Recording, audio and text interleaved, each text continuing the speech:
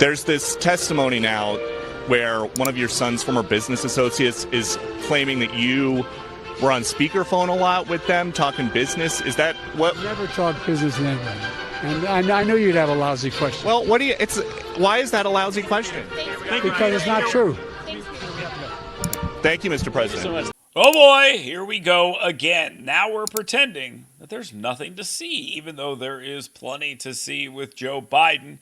We have to continue to pretend that maybe this is all just some sort of giant misunderstanding. Joe Biden doesn't know what his crackhead son is doing.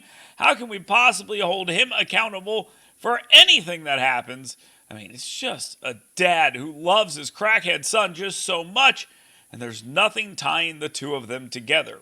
Well, except there are some pretty clear questions tying the two of them together. I'll just rattle some off, maybe off the top of my head, or ones that I've been thinking about for quite some time. Who is the big guy? That's a good question. Why on Hunter Biden's laptop did he talk about how his offices needed keys for his dad? Why did Hunter Biden write an email to his own daughter saying his dad takes half of his money? Why is Joe Biden meeting with these people on a regular basis who are doing business with his son? Why are we so incredibly stupid in the American media that we're pretending we don't understand this? The big defense of Joe Biden right now is that Joe Biden's not in business with his son. Now, first it was that he doesn't talk to his son about business.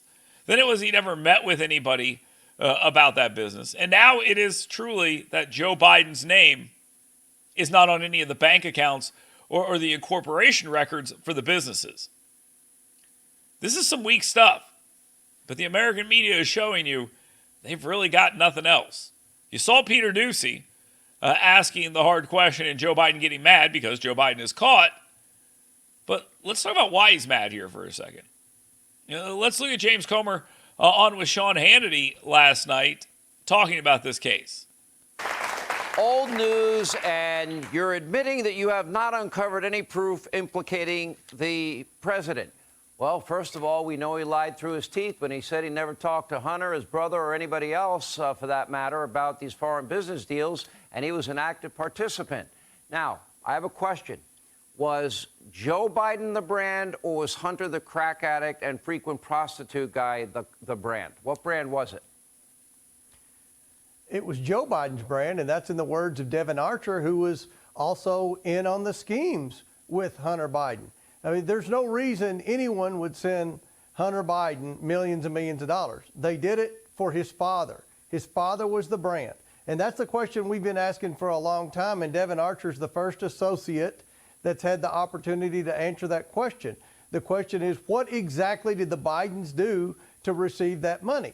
And the answer is Joe Biden. They provided Joe Biden. They gave these crooks, and they're all crooks. All these people that sent the Bidens money are either incarcerated or on the run from being incarcerated in the countries where they were sending the original wires from.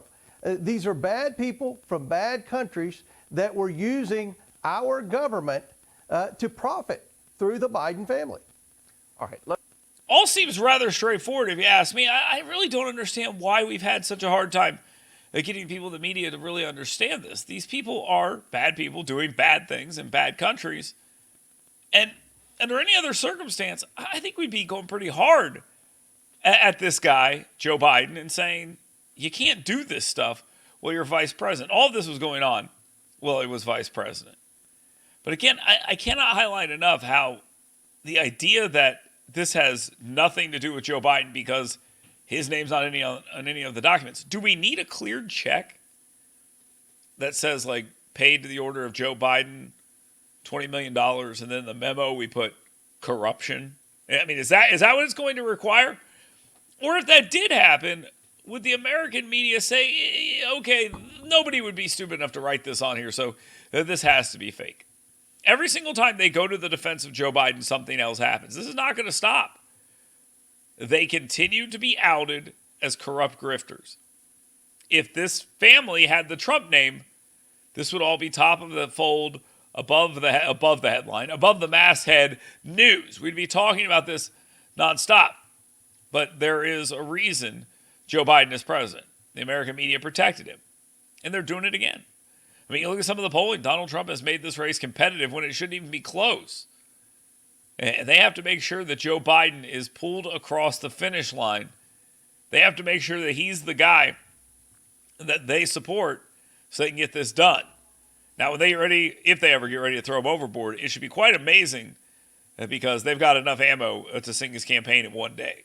Let me ask you this. Now that we have all this evidence that Joe Biden was up to his eyeballs here, now the question is, what are the next steps?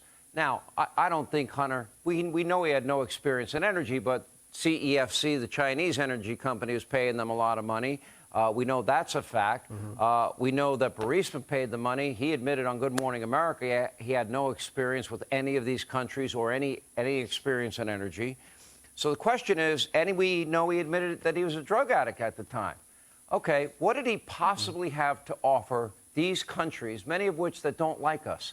What service did he perform for these massive sums of money, these tens of millions of dollars? Is there anything? What is the service he provided them? And the grandchildren that got paid, what did they do to get the large sums of money they had funneled to them? It's a great question. Nobody has ever said what the Biden family business is. What is the Biden family business? Besides selling access to the old man. What is it?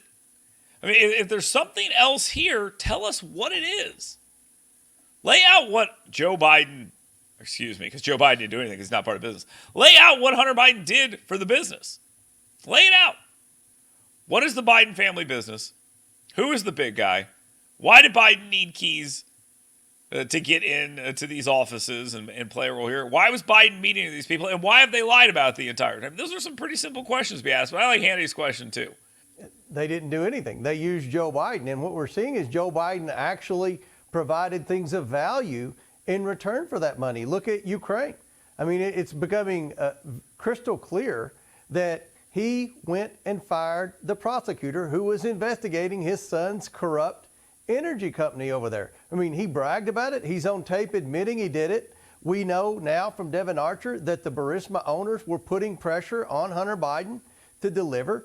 As you said earlier, Sean, he wasn't on the board because of his expertise or his knowledge of energy. He was on the board because his last name was Biden and he had access to the vice president. By the way, we who had need access DC to foreign help. aid. And they were begging, we need DC help. Was that Hunter in DC or Joe, the vice president in DC? That was Joe Biden, the vice president. I don't think anyone could argue that. And you look at with the Russian, the wife of the former mayor, the Russian oligarch. Her name was left off the sanctions list. Now, that happened while he was president. But we're seeing decisions that Joe Biden made as president that's counter to every hardworking American. But you trace that back, and his family received money from some of these people that are receiving these favors, like the Russian oligarch that we highlighted in the bank memo today. I think the end result of this is going to be they're going to come out and start saying that everybody in D.C. does this. That's really going to end up being the only defense that's going to be possible, is that everyone in D.C. does this, which, by the way, has been Donald Trump's point this entire time, so that's a point in his favor. This whole thing has collapsed. And anyone that doesn't see that is just embarrassing themselves. Or everyone sees it. Anyone who's claiming they don't see it is just embarrassing themselves.